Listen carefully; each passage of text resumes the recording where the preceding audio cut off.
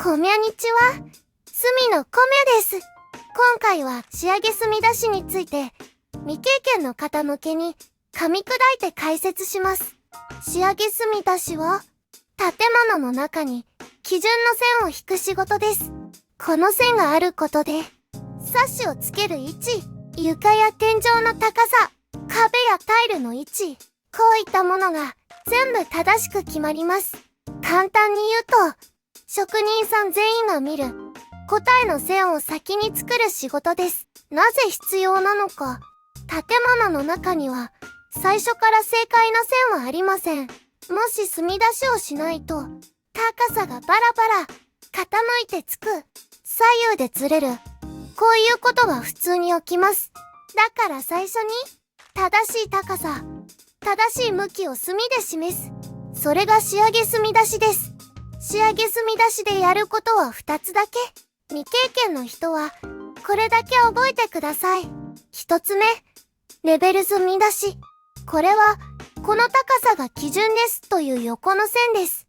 2つ目、縦墨出し。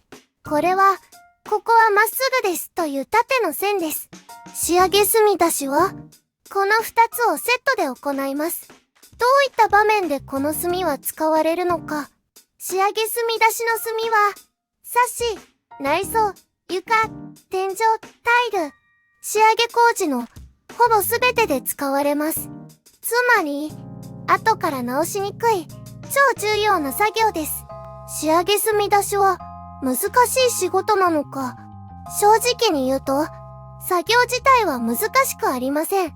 今はレーザー墨出し機があるので、スイッチを入れるだけで、水平、垂直の線が出ます。仕上げ作業の一例をご覧ください。このように上下、奥手前に動かし、レーザーの線が一定のラインに来たところで、ポイントを取ります。新人でも2ヶ月くらい現場に出れば覚えられます。ただし、仕上げ墨出しで一番大事なのは確認です。高さは合っているか？出し忘れはないか？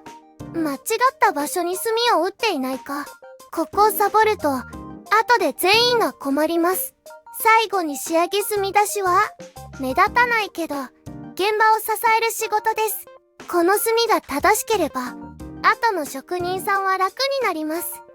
未経験の人は、まず、丁寧に確認する。これだけ守れば大丈夫です。